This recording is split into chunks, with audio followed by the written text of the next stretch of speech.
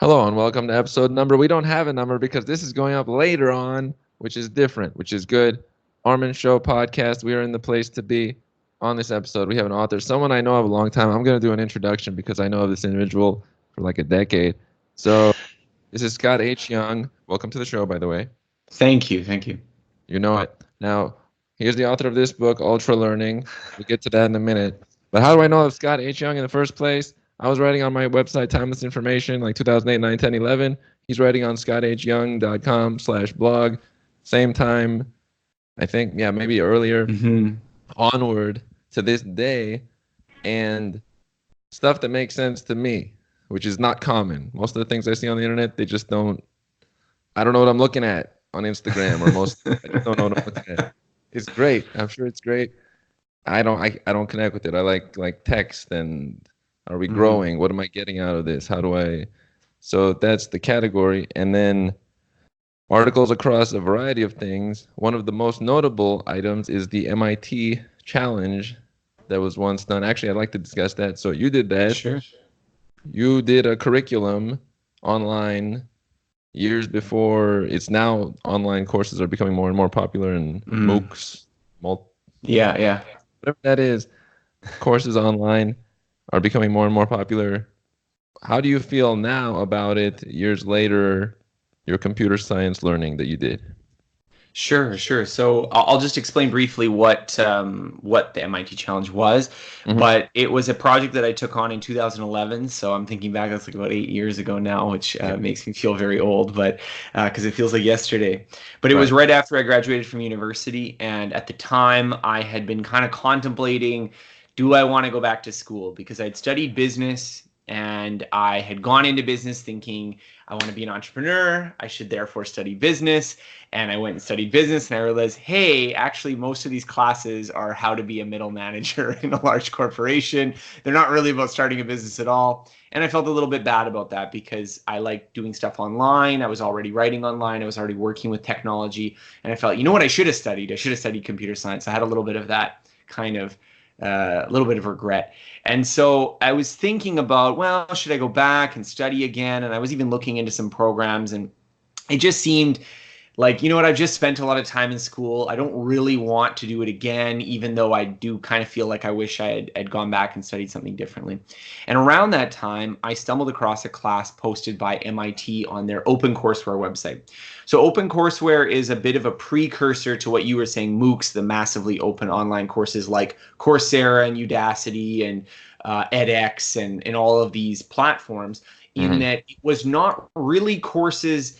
The idea of the OpenCourseWare was not, hey, here's a course that we've made for an online audience. It was, let's just throw up some cameras in an actual MIT class, record it, upload the PDFs of the actual assignment solutions, and people can do what they want with it.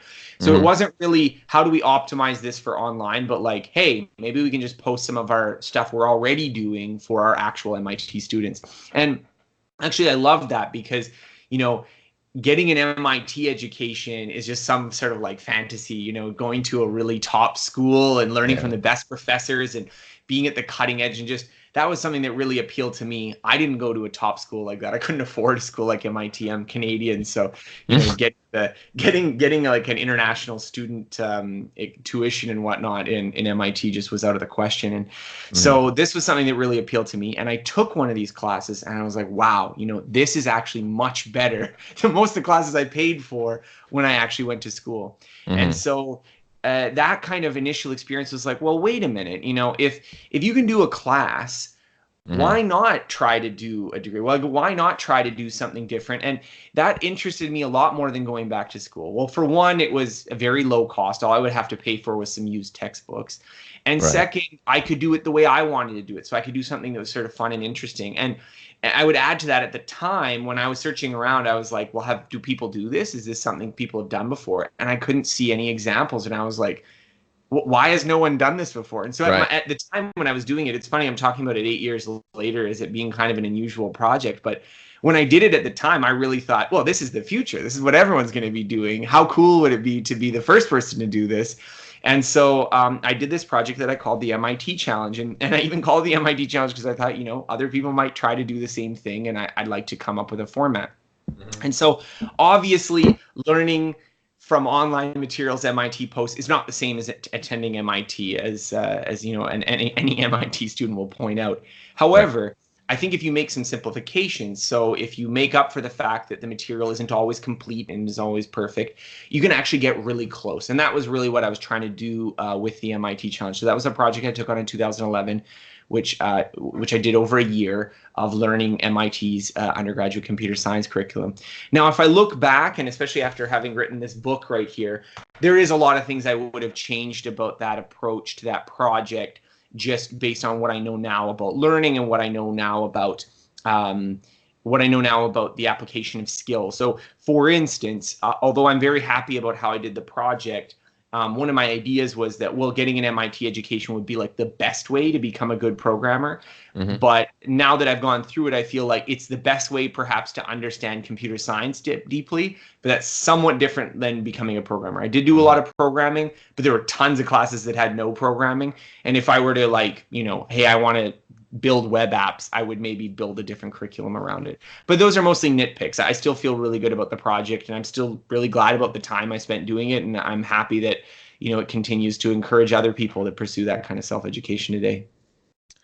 It's a wonderful feature. I saw a book yesterday about designing your own web app. Maybe that book would be more specific to that than even the courses that are Yeah. Well, there's lots of stuff you can do. Like really learning any subject is not just about learning a degree. It's about, how do you get the skills that you want to acquire? And that's really what I tried to write about in this book, is not just how can you, get an education online, but really how do you learn skills that are important to you in your life? Mm-hmm. Now, one thing I want to check is, when you were younger, early on, mm-hmm. did you see a difference between you and the person next to you? Were they not as interested in learning? Was there a clear, what's going on here? It's funny. So I did feel like I was a good student in school, but I didn't grow up in I grew up in a small town in northern Canada, and so I didn't have access to the top schools. It's not like I went to some elite private school or something and had special tutoring and access to all these great resources. It was a pretty humdrum school, and there was nothing really particularly special about my educational experience. I think what got me interested in learning was a more practical consideration that around the time I was 15, I got this idea that I wanted to start my own business, and I wanted to run a business. And that kind of pushed me to learn a lot of things outside of the school system, and mm-hmm. really kind of started me on this idea that if you can learn things well, like if you are able to acquire skills in an efficient and effective manner, mm-hmm. it's just like a superpower for everything else you want to do in life. So if you know the right way to learn programming, to teach yourself programming, or to teach yourself a foreign language, or to teach yourself, marketing or business or all these kinds of things, then that gives you an ability to be like, hey, I don't know how to do this right now, but this is the way that you would go about it. So I think those practical considerations of, well, I wanted to start a business, and it kind of went through various iterations, really motivated me. And I'm sure it has for you as well, with, having your podcast and your blog and your other things that you've done, that you have that experience where, it's different from school, where you're like, okay, I need to study this to pass this exam and get good grades, but I actually want to do this thing. I really care about it, and I don't know how to do it yet. And so examining that process was a big part of what inspired me, especially early on. Yeah, that's true. It is a nice feature when it's not part of a system or contextually set. You're doing your thing, and there is variety you can bring to it. I really like that part, mm-hmm. because if it's just already set, then what's the point of the person joining in? It's already set. But some people like that, mm-hmm. where it's already set up with no variation. Now, that's quite cool. Let's get into this wonderful book. Now, sure. I want to point out, Ultralearning, I am being more direct in my descriptions about things. So at first, when I am reading, right, some of it seems more like, because I'm reading science research books. That's mostly what mm-hmm. I'm reading. So I'm like, it's more describing what to do, and I'm like, used to some facts or some different way. But then it took a second reading. That's the thing. Some of the paragraphs you're looking at, you're like, and then you look at a second reading and you remember, it reminds me of the times when I learned key things. This is what I had to do. It takes you back into, this book actually gets you into the mode of, it's time to learn things. Let's advance. So that's a nice feature. I didn't see that at first. So then it takes you back to like, oh, if I want to do heavy recall, for example, that'll be way more valuable. And it makes sense. They don't do that in school systems, but the challenge is worth it. So it has a nice feature of bringing you back into that learning space that I slightly forgot about. And I'm sure other people, if they weren't in there already, this would get them to it. Yeah. So this feature of that. Now, when you wrote it, why'd you call it Ultralearning versus learning? Learning. Well, for one, I think that Ultralearning is perhaps a better title for a book than just learning. Yeah. But it was a concept as well. No, you make a good point. But the book is really about learning. But I would say that how I got into writing this book was encountering people who had taken on like kind of interesting, sort of crazy self-directed learning projects. So in the book, I define this concept, ultralearning, to be people who take on, projects that are both self-directed and particularly aggressive. So it's just sort of an overlap of these two features. And you'll read in the book, as I do in the opening chapter, I give tons of examples of people who have taken on like kind of, well, that sounds like a crazy, sort of interesting project. And the sort of motivation for me to write this book, and as an angle for writing the book, rather than, as you said, just calling it learning or the science of learning or something, was that I felt like this approach to doing things, and it is an approach, it's not just, this is not just what everyone does, let's say, when they're learning, is that a lot of people, they mostly do their learning in sort of formal context in school. So that wouldn't be quite as self-directed. And then a lot of people don't learn things in this kind of aggressive focus on effectiveness. They're often, what's fun, they dabble a little bit and then they get a little better over time and this kind of thing. And so for me, I wanted to explore, what do people do when they're really focused on how do I get sort of a result, and they're sort of not caught up by some of the things that we normally do where, well, I'm afraid to do that, or that's frustrating, or that's difficult. And so when I did the research for the book, I found all these fascinating stories like Nigel Richards, who won the French World Scrabble Championship without speaking French, or Eric Barone, who did all the music, art, programming, etc. for a video game, and it ended up selling millions of copies, or Roger Craig, who built an algorithm to study Jeopardy trivia and won hundreds of thousands of dollars. So I liked these really big dramatic stories for it, and using them as a lens for viewing the ordinary learning that we're doing. Because one of the things I found as I digged into a lot of the science and the research, that the people who are doing these ultra learning projects have just happened to stumble upon, these are all the right combinations you need to have in place to learn really effectively. And so for ordinary people, one of the things you talked about, like it puts you in the learning mindset, is that a lot of people I talked to after they read the book were like, hey, you know what? This is actually what I was doing when I was learning something well in the past. So they think about the time that they really got into dancing, or they really got into photography, or hey, that was when I was doing this. I was doing all those things you were talking about. And so my goal here is not to present ultra learning as some mysterious thing, but to present it as, this is a way of distilling what works in the things that you've done in the past, and refining it in a way so you can apply it to the places that maybe it hasn't worked out for you, or the things that you're afraid that it might not work out for you in the future. So really, this was a process of how do you distill and refine what is the essence of learning well. And I think looking at through the lens of ultra learners, looking at through the lens of people who have taken on really audacious projects is often an interesting lens, because to do these kinds of accomplishments, these people must have been doing something right. And that's indeed kind of what I found. This is true. It really does put you in that space. So anybody that actually looked at it would start to, if they didn't learn much before in specific categories, which I can't really picture, they'd get into that zone in some form. And if they did, this makes you start thinking, okay, I'm ready to go. Let's go do it, which is nice. One theme I noticed throughout the book, which I liked a lot, is a broad view. You talked about meta learning. You talked about how individuals that were experts in their field, when they look at something, they don't just look at the question like, this is the detail of the physics problem, but what kind of problem is it? Bigger picture. Can you speak about the broad view that brings, it's almost like the broad view automatically you're learning as you're doing it? Yeah, so one of the things I found when I was discussing the research is that how you think about problems. So you're referencing this important research that was done by, I'm not sure that this one was done by Michelin Chi, but I will say that right now, although I might have to check my citation after. But the the research was studying the differences in how physics students, so people who are in undergraduate physics versus physics professors or people who are experts, approach physics problems. And one of the observations was that the students tend to look at surface features of the problem. So they will like, does this involve a ramp or a pulley? Whereas the experts see past that and say, oh, this is a conservation of energy problem, or this problem is about conserving momentum. And so they're naturally working on a deeper set of principles. And one of the things, you know, you mentioned, which I brought up in the book, is that we'd all like to think in terms of principles. But a lot of the stuff that I dug through in the research is that it's actually quite hard to do that, particularly in the beginning. That when you start learning a subject, I can tell you what the principle is. So you can show up to day one physics class and I can say, well, conservation of energy. But it takes a lot of skill and a lot of experience to be able to see that from the problems that, this is a conservation of energy problem. The more natural thing is this is a pulley problem or this is a ramp problem. And so the key here is that one of the things that I found is that there's this concept called chunking.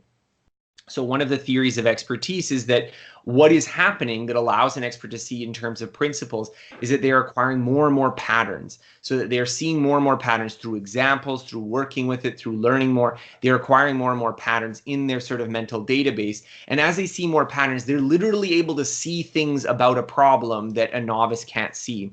So the classic studies of this were done with chess experts. So chess grandmasters versus people who didn't know chess very well. And the way this chunking idea came about is that you give people a chessboard and you put the pieces down from some chess position and you ask them, okay, I'm going to show you this chess position and then I'm going to take it away.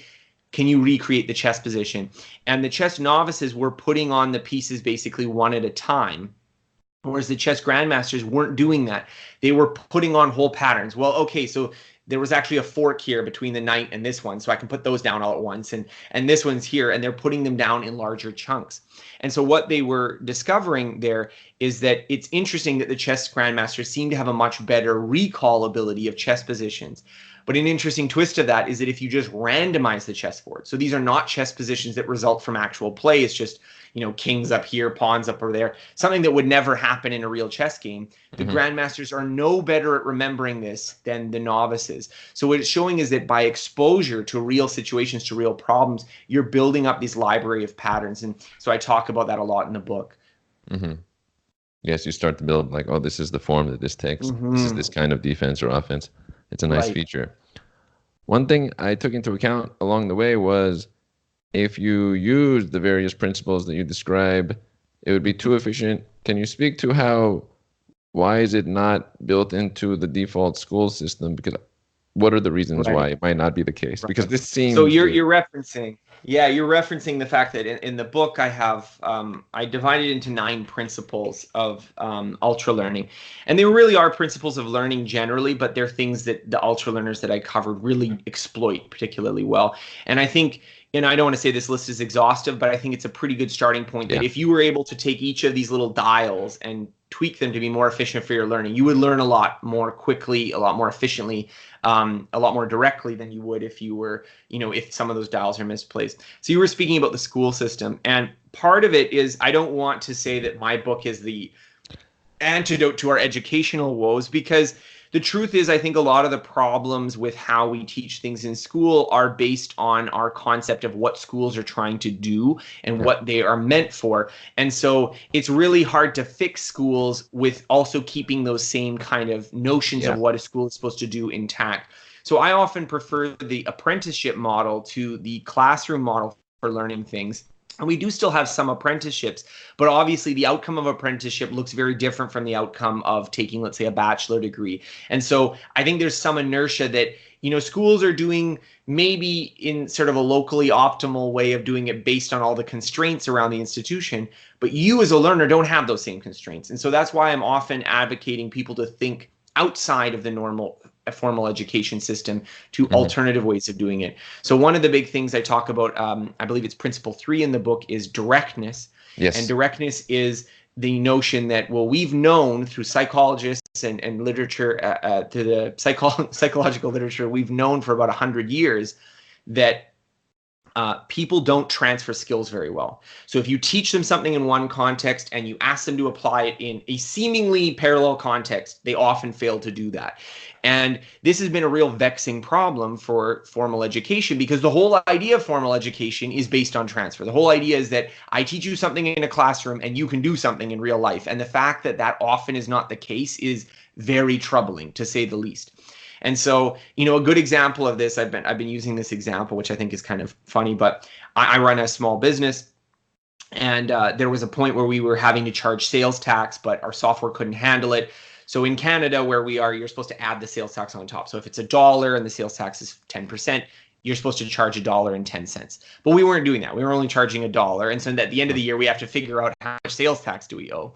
Mm-hmm. And one of my friends one of my associates who was working on the accounting, he was like, well, if it's 10%, we'll just take 10% of our sales and that will be what we remit to the tax government.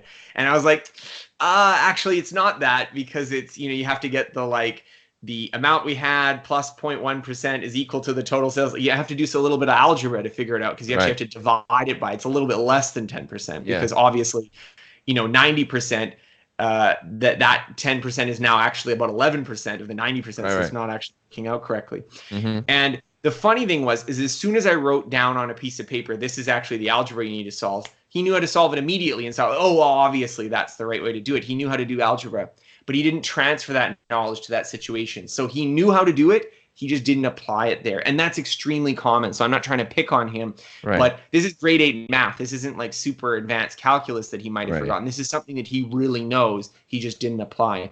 And so the principle of directness is really that, because transfer is so difficult, particularly in the early phases of developing a skill, if you've really mastered something, it's easier to transfer it. But when you're starting out, the ultralearning approach is, how do you make what you're doing in the beginning really resemble the thing you want to get good at, so there's less transfer, so there's less difficulty moving it. And I go through a lot of different examples, from language learning to, programming to art to all sorts of things, where you can minimize this transfer distance, and how you can change what you're learning to minimize that transfer distance. The challenge with schools, and the reason they don't often do this, is that they aren't really teaching you for a specific situation. So they're teaching you algebra not to deal with sales tax, but to deal with a more, to everything that you might want to do. And the problem is that that's very hard to do. So I think it's very difficult for schools to adjust their approach based on what we think of schools doing. But the apprenticeship model and the model of ultralearning that I talk about in the book, I think, can deal with some of those problems. Yeah, that makes sense. They have a certain system in place, and it can alter over time into just a business kind of manufactured thing. Now, one thing that comes to mind, I like the directness. I really like the concepts, I'm going to be honest, because you can just go with them and do directness. For example, you're doing more of exactly what you would like to be doing. The recall, what can I think of without even, these things would be nice at like the first 2 weeks of a class, because you already be on the way. One thing that came to mind is there's no more directness than when you did videos online of your courses, physics, a bunch of them on YouTube. I watched some of them, which was kind of interesting. What are some things you took away from doing that directly and posting it online?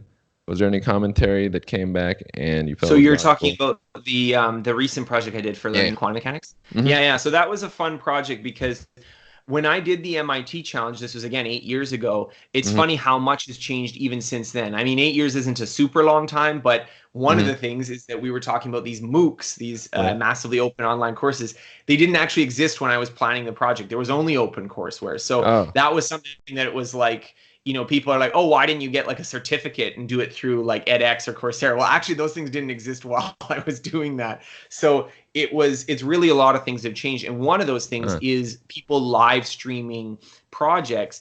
And one of the challenges I had definitely doing the MIT challenge is that I'd be studying all week, just, learning this material. And then I got to share something. I got to share something about my approach. I got to set up the computer and record a video and scan stuff. And it was a lot of extra work on top of that. So it can be a little bit of a balance between documenting a project and publishing it. Obviously, that's not super important for people who are just doing things for themselves. But as a blogger and as someone who tries to show these things, that was often an issue. And so live streaming really interested me, because I was thinking, well, what if you didn't try to separate the two? Just the whole thing was being documented from start to finish. So that one there was more of a test. I wouldn't say that it was like a grand, ambitious project. It was just, let's do this on something that I understand fairly well, which is taking MIT classes using their free online materials. And so I decided to do 804, which is their intro quantum physics class, teaching the sort of first level of quantum mechanics. And no, it was a good class. I enjoyed doing it. And obviously the approach that I took there is very similar to what I would have done during the MIT challenge. Not exactly the same, but very similar of, going through the lectures and working through the problems and then preparing for a test and trying to build that sort of intuition and insight in a limited period of time. Mm-hmm. Yes. I like watching. The thing is, I have sometimes watched things that don't exactly, like, for example, I wasn't looking to learn the quantum mechanics as I was watching, or a long time ago, when I was watching, like in 2009, Gary Vaynerchuk, the business guy, Yeah. I would watch his wine videos. I still don't drink wine, but I like the content and the attitude behind it and getting somewhere. I like that concept. And then this one, you can see you went through it, because it's funny after the fact to look at it a certain way, but who's doing that? Almost nobody. So it's worth taking it into account. I like to take into account these are special things, each thing. Now, a different category of learning that you have also excelled at and have looked at other people who have done it is language learning. What are some of the languages you have learned? If I placed you in a new country right now, how would you do it possibly? Sure. So I'll look at both those questions. So I would say that I am conversational, which admittedly is a rather vague definition. I can talk a little bit more precisely about ability levels, but there's always a risk when you talk about ability that you either grossly underrate your ability. So I had one thing where I was talking to some guy about languages I'd learned, and he was like, so can you give directions in a taxi? And I was like, well, you could do that in half an hour. Like, I could teach you that right now in any language. And, with just a little bit of rehearsal, it would take you about an hour and you could get it to almost, a good enough degree. So that's certainly not what I would consider conversational. But on the other hand, there's people who would, they don't make those distinctions. And so the fact that you're conversational, people are like, oh, well, you're totally fluent. And then people who are actually fluent are like, well, no, wait a minute. I've spent a decade getting, to a PhD level in this language. And so clearly there's more work to be done. Right. So with that kind of vagueness in mind, I would say that I'm conversational in French, Spanish, Portuguese, Mandarin Chinese, and you could say Korean. I would say Korean, but it's a little bit lower than the others. And I also know a little bit of Macedonian, although I would not qualify it as conversational yet. It's just at the basic phrase level. And so I started learning languages when I was in university. My first experience learning a language was French, and this was actually a big motivator for me writing this book, because what happened is I went on exchange to France, and I was thinking, great, I'm going to learn French. I'm going to be fluent in French. And I get there and I found out, actually, it's really hard to practice French. All my friends speak in English to me, including the French ones. And it just seems like, I've been there for several months and it doesn't seem like I'm getting much better. And, like I'm working really hard, I'm studying really hard, but maybe it's just a year isn't enough time. Maybe you actually need a lot more time than that to learn a language. And around this time, I met a gentleman named Benny Lewis, and he's quite famous online now these days for studying languages. But at the time, he was relatively unknown. And I managed to meet up with him and sort of discuss strategies. And the thing that struck me was how he approached learning it, is that he jumped into speaking right away. So whereas I was sort of timid and like, well, I got to wait till I'm ready to speak to people in French, he was like, definitely not ready. And he was speaking to people in whatever language he was learning. And that was a big motivator, because he was sort of the first ultra learner, that I'll call it, of people who take on ambitious self-directed learning projects that I covered in the book, that he would teach himself these languages by traveling to country every 3 months. And so I did the MIT challenge. And after that, I was contemplating going on a trip with a friend. And I started talking about this experience of being like, you know what, I went to France, and thanks to Benny's advice, I do feel like I learned French okay after that year-long period of time. But it was sort of like, I know that there's so much more. So I know that if I had done it right from the beginning, if I had followed the right approach from the beginning, I could have made friends who spoke to me only in French. I would have been in immersion. I would have learned really quickly. I kind of screwed that up, and I would like to redo it. And I was telling him about this, and I was getting him kind of interested. And so we kind of, through a lot of discussions, ended up coming up with this project I called The Year Without English. And what it was is that we went to 4 different countries: Spain, Brazil, China, and Korea.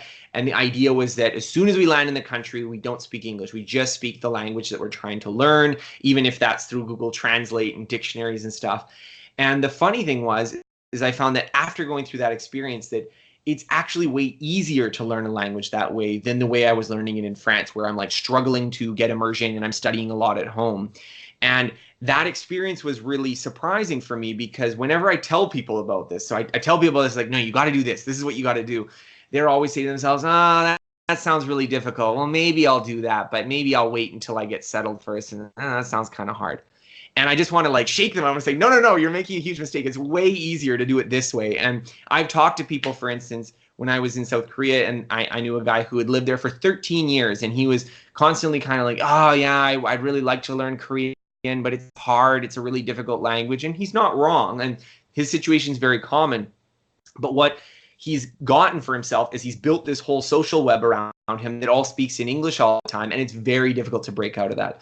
And so what we found is that we went to Spain, and yes, it is a little frustrating and difficult in the first couple of weeks, but particularly for European languages, you can often learn them to that kind of, a little bit caveman style. You're not really speaking super fluently, but enough to communicate, enough to talk with people, and enough that they'll speak back to you in the language and help you out. And it was enough so that in all the countries we were in, we were able to make friends, we were able to socialize, we were able to have active lives. So it wasn't like we were just, cooped up and hiding from everyone because we couldn't speak the languages. And it was such a transformative experience for me that now when people ask me, how do I learn a language? This is the approach that I recommend. Now, not everyone can travel to learn a language, so you have to modify it if you're going to work it from home. But even if like you and your partner, for instance, you live with, want to learn, let's say, a language like Italian, you could just say, okay, we're just going to have a no English rule between each other, and we're just going to speak in Italian. And even that helps out immensely, because the way to learn a language is to actually practice it, to use it. And if you want to become conversational, that means having conversations. And so this was a big part of my sort of understanding of the book, and a big motivator for writing the book was that recognizing the way most people approach it is not only much less efficient, but it's actually harder. It's harder in the long run to do it that way. And so I wanted to encourage people, not only with languages, but with all sorts of skills, to rethink how they approach things so that they could, get these kinds of results. Mm-hmm. One thing that comes to mind is, has this opened up connection with individuals in a way that probably would not have occurred otherwise, using their own language with them?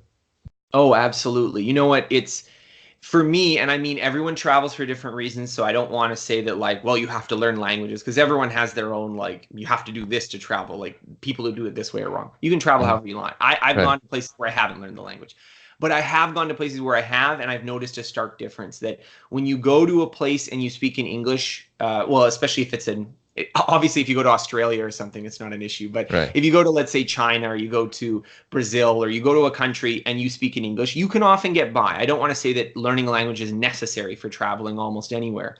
Mm-hmm. However, you're going to have a very different experience, because in the vast majority of the world, most people either do not speak English or they do not speak it very well. And so when you speak English, you're a tourist. When you go and you speak their language, you actually feel like you live there. You actually feel like you have connections with people. And so the big thing that I got from doing these experiences is that I have a deep connection to all of these countries and to the people that live there and to what's going on, in a way that I don't in places like, let's say, I went to Germany and I didn't learn German, and I've been to Italy and I didn't learn Italian, and I don't have that same connection. And so I think one of the reasons we do travel is to, see another part of the world, see things through fresh eyes, to see something different than we have at home. And I think language learning is really just opens that window, because you get to have actual conversations with people who you would never have had conversations with if you only spoke in English. So it is something that I admit, doing this kind of travel is not something available to everyone. But even for me now, I do continually maintain these languages through little Skype lessons that I book through the service italki.com. That's italki.com. And I have these little conversations with people where I, get to find out what's happening in their country, what's happening in their lives, what's their perspective on things. And so it's a little bit like mini travel, that I get this kind of window into, what's going on in Brazil right now, or what's going on in Korea right now, or what's going on in some of these other places in the world. So even if you don't get to travel, I think languages are a way of traveling, a way of experiencing new things. That's definitely broadening. Nice feature to use such a website. One thing you pointed out a little bit ago was the person that said, "Oh, it's a little bit hard. I need more time." Or you would think like, "I was here a few months, but maybe I just need more time." Is there any situation where actually that makes sense, where you need more time, or is it most likely you're not doing the right method? Well, so the book, the way there's always situations for everything. So I don't want to say this is universal idea. The idea of ultra learning is that for most people, we want to wait until we're ready to use something because we're afraid of negative feedback, we're afraid of getting an answer wrong, afraid of not using it. And I go through a lot of science which shows that, for instance, with the concept of retrieval, if you get students to study, if they don't feel ready, they're mostly going to review, meaning they're going to reread their notes if they don't feel ready. Only if they really feel ready will they optionally select to do what we call retrieval, which is to test yourself, to try to remember what came up in the class or the lecture. But it turns out if you force students to do that retrieval, if you force them to do it, so you can't review, you have to do free recall, they will end up learning the material better than if they do the review. Now, this is just a small example, but I found numerous situations where if you force yourself to do the somewhat harder thing, you actually get a lot better results. And so language learning, I think, is definitely a situation where most people wait way too long to start practicing it. Most people think that you need to actually know things to practice speaking a language. You don't. You can actually pull up your phone, get Google Translate, and just read stuff off and get people to type for you and translate it. And you can interact with people that way. Now, is that ideal? Is that the ideal starting point? I think that from my own personal experience, that's doing that from the very zero experience. So if I was going to learn, I don't know, Mongolian right now, which I don't know a single word, and I pulled up Google Translate and was doing Mongolian, that would not necessarily be the most efficient approach. I do find that having some foundation makes it a little bit easier. Now, I'm very hesitant to say this because every single person, what they think the foundation you need is much, much larger than the actual foundation you need. And so what I typically recommend is what I talk about in chapter 3, which is, principle 3, which is directness, is always start with the real situation you want to apply, even if you're not ready yet. Because even if you're not ready yet, that activity will still be a placeholder so that when you are ready, when you can maximally use it, you're already in it and you're not waiting too long. So we're talking about languages right now, which would mean do a little bit of conversation, even if it's not very fruitful, from the very first day. Even if you're doing some studying, which is maybe a little bit more useful for that first little bit, just because then you're going to get into actually applying it quite quickly. Whereas the opposite, where you spend a lot of time studying and then you go to apply it and then you have transfer problems, that won't happen. But this is true more than just languages. You want to learn programming, start by trying to program something you care about. And yeah, if you can't quite do it, that's fine. And you need to work through the exercises to get you to that point, that's fine.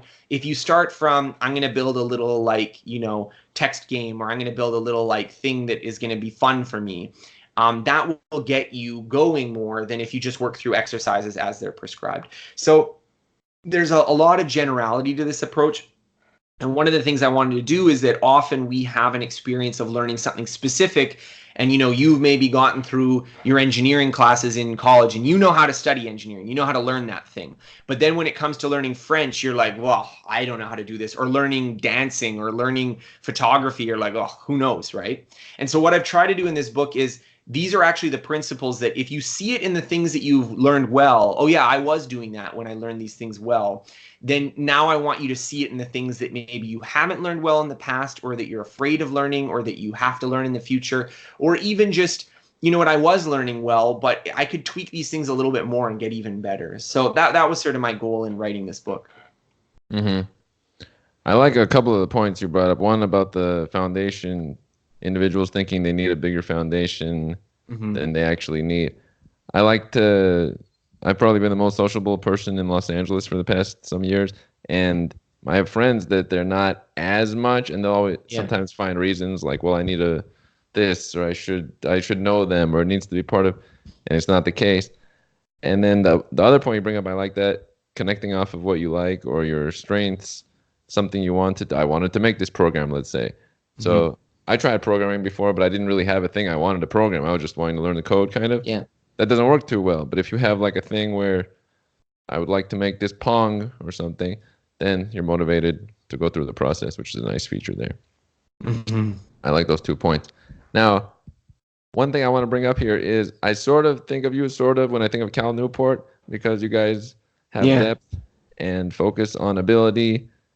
He wrote Deep Work and his most recent book, which for some Digital reason, minimalism. Yeah. great books. And so I wanted to bring up, in relation to that, your view on distractions currently. Do you even get affected at all? I feel like you're in a good place of momentum, so I can't picture it. But how do you view the distraction space out So there currently? I have a whole chapter of the Ultralearning book, which is devoted to one of the principles that I titled Focus. Mm-hmm. And focus, when I started doing research for that chapter, I was very interested in it from like a cognitive perspective. I was thinking like, well, is there like some way to optimize your attention? What's the relation between attention and learning? And I dug through a ton of research. Turns out attention is not as well understood as a cognitive phenomenon as, let's say, memory, for instance. So there's not quite as much like really interesting research that I can bring up there. There is some interesting stuff about the level of alertness and how you learn things. But one of the things that I realized as I was reading this is that actually managing these kind of fine cognitive details of attention, not important. For most people, the main problems are I procrastinate too much, I start working on something hard and I quit too early, I get distracted, I pull out my phone, or, you know I want to start, well, like what we were talking about your friends, that, I know I should be doing X, but I'm afraid of doing that, I'm not doing this. So for me, what I realized in writing this focus chapter is that focus is much more about the emotional end of things than it is about the cognitive. It's much more about how do I feel about doing this rather than how am I using my mental tools to actually process this. And as I was digging through this and looking at a lot of different sources of research, one of the things that kind of came to me is that a lot of the problem is that when you have an aversion to doing something, and learning is often frustrating. I love learning things, but I often get frustrated learning things. I'm often, ooh, I don't know whether I want to start doing this because I'm going to be embarrassed or I'm going to feel bad or whatever. So there's always going to be some maybe hesitation to learning, and that can create procrastination. And so what I talk about in the book is a lot of different tools for sort of dealing with that. And one of them is just simply to notice when you are doing that. So notice when you are saying to yourself, like your friends were making an excuse to say, oh, well, no, actually, I need to do this and this. Well, that's really just a rationalization. What is really happening is that scares me, and I don't want to do that, and I'm looking for any reason I can come up with that will justify me not doing that. And so what I find is better is, instead of just saying to yourself, well, if you don't have a reason, then you should do it and you should feel really guilty that you didn't do it. But just recognize, you know what, actually, I am a bit afraid of doing this. I am a bit afraid of speaking this language for the first time. I am a bit afraid of practicing recall and realizing that I don't know anything for this test. I'm a bit afraid of doing a practice test right now for this subject that I don't feel I understand very well. And once you recognize that that's what you're dealing with, then you can start working through coping mechanisms. So, okay, I'm too afraid to speak to someone right now, but maybe I can just, get a tutor here and practice a conversation. Maybe that would be a bit better if that's a bit too uncomfortable. Or maybe I'm afraid of doing this sort of free recall, but what if I just, expect to fail and just lower my expectations so I don't actually have to do very well. So there's all sorts of like little coping mechanisms you can do to get forward, but only once you stop being in denial about your own procrastination. And the same is true with distraction, that a lot of times we get distracted because, oh, well, it was my phone. It grabbed me and forced me to do it. Well, you can turn your phone off. You can, if your phone pings, you can ignore it. If these things happen, you can ignore it. But the problem is that what's really happening is actually working on this essay is really frustrating, or actually learning this programming, I can't debug it and it keeps having bugs and I'm getting super frustrated and I want to stop right now. And so I think it's that meta awareness of actually this is what's going on, and it's okay to feel bad. It's okay to feel frustrated. It's okay to feel overwhelmed with something, and just be like, that's how I'm feeling, and maybe I can take a break. Maybe I should do something, but realize that's what I'm doing is because I'm feeling bad about this and I'm trying to avoid it, or I'm trying to quit. And I think once you make that awareness, again, then all sorts of strategies come up of, well, maybe I'll just work on it for 5 minutes. Just 5 minutes. That's fine. I'll do that. Or maybe I'll come up with little rules to get over some of the little frustration humps. So one of the examples that I had for myself is that I did a lot of learning, particularly for Chinese, when I had to memorize things, was with flashcards. And often what would happen is I would get a flashcard wrong. So it would come up and it would be an old flashcard and I'd get it wrong. And I'm using a system called Anki, which is a spaced repetition system. So whenever you have an old thing that you get wrong, it like resets the timer, and it can be very discouraging. Like you've been working on this thing for if you got it right, it would be like, okay, remind me in 9 months, and you got it wrong, so now it's going to be like in your queue again, and it can be a little bit frustrating, even though it works, even though the algorithm works. And so when I would get a question wrong, my instinct would be like, put this away, right? Like I'm frustrated, I don't want to put this away. So I made a rule for myself. Whenever I could only quit when I'd gotten one right. And the funny thing is as soon as you get one wrong, you're like, all right, next one, and you get it right, that feeling to quit goes away. So it was an extremely temporary urge to quit. And if I just make that rule, I could get over it. And so what I want people to do when they're thinking about focusing, about getting distracted in learning and in other things, is to just start with that. You want to get out of denial first. You want to start with, how do I actually admit to myself that I'm procrastinating because this thing scares me? And that's okay to admit to yourself. It's okay to say, you know what, I'm having a hard time working on this because doing this terrifies me. And then how do I make it terrify me less, rather than, well, actually, I'm not ready to speak, and that's why this is the right thing to do, is that I need to study for another 6 months, or really I shouldn't be practicing free recall because I don't actually know it. So that's, once you can get out of that denial, once you can get out of those excuses, then you can start working on the actual problem. Mm-hmm. Yes.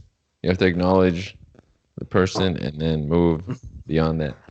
One thing I like, so the book is broken into 9 principles. Yes. I like that you can look at the ones you do well on, and maybe you're already doing them. Like, for example, number 9 about experimentation. I do that quite a bit. Also, I do tutoring. So it was cool to see some of these things that I do, which a teacher probably wouldn't do with 30 students, but I'm able to do like one-on-one or one-on-two. Mm-hmm. It's a nice feature. And then you can see the ones that maybe you don't do as much and decide, okay, these 4 principles, that's my focus. The other 5 I can leave behind for now, because that's my category. I like that feature that you broke it into elements. Also, an unconventional education. You have done that. That's the last chapter. I like that feature. It doesn't have to be conventional, and it's becoming more able to be accepted. And who even cares about acceptance? I don't know what we're doing here, but we want results and good understanding. So that's the main point there. I like what you're bringing to the space. What is a message, if you had a megaphone, that you would tell all people that represents what you would want them to know?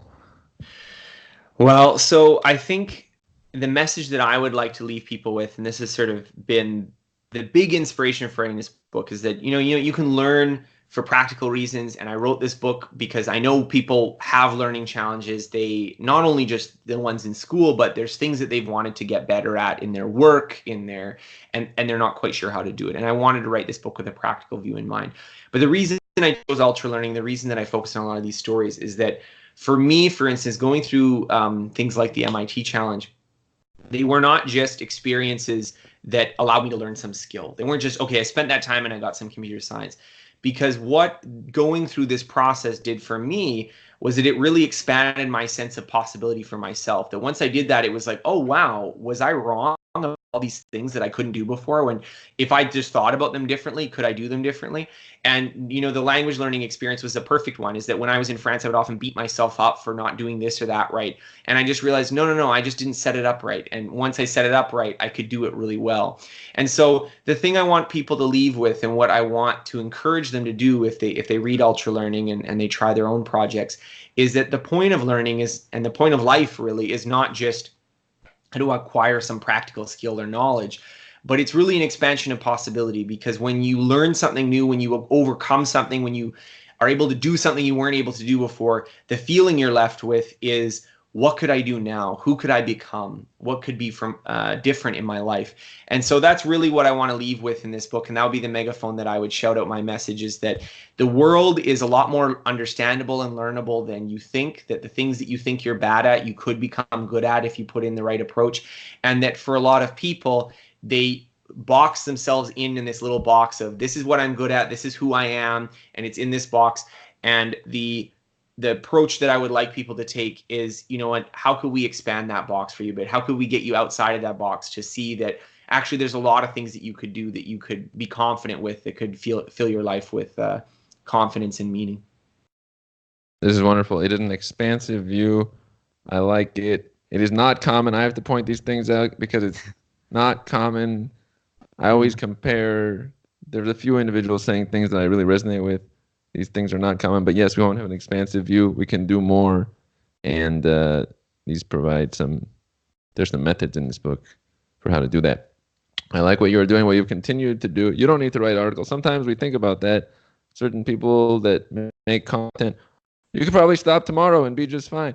But it's something that's out there and causes a huge change, especially now we have all the connection between people that you can't really, you can quantify it in some numbers, but the full sense of it. I will recommend to the people this book, Ultralearning. Simple title, one word, which is great.